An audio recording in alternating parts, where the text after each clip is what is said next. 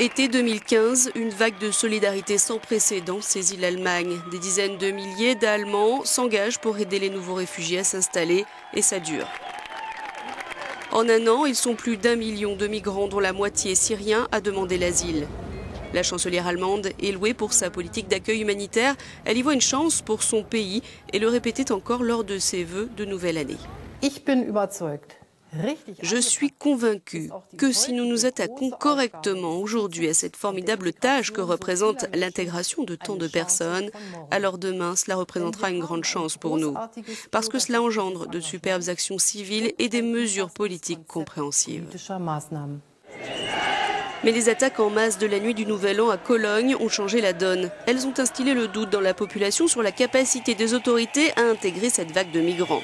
Désormais, 57% des Allemands redoutent une hausse de la criminalité.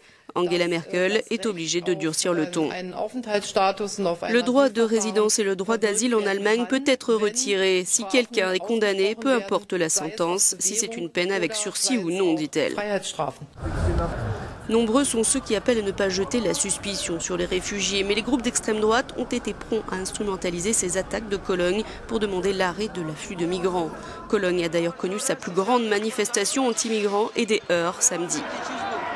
De nombreuses questions entourent aussi le rôle de la police la nuit du Nouvel An, alors que plusieurs centaines d'agressions étaient perpétrées. Comment la police a-t-elle pu être débordée? Les violences ont-elles été organisées? Des témoins évoquent une coordination des hommes qui donnaient des instructions à d'autres.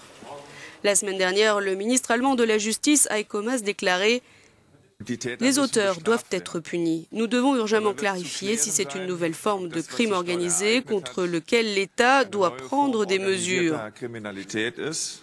Mais aujourd'hui, Heiko Maas n'a plus beaucoup de doutes. Il a expliqué que quand une telle horde se rassemble pour enfreindre la loi, cela paraît sous une forme ou une autre planifiée, préméditée. Dans un tel contexte, le mantra d'Angela Merkel sur les réfugiés « nous y arriverons » est de plus en plus inaudible à l'intérieur du pays. Beaucoup expriment leur crainte de voir des attaques similaires à celles de Paris perpétrées sur le sol allemand.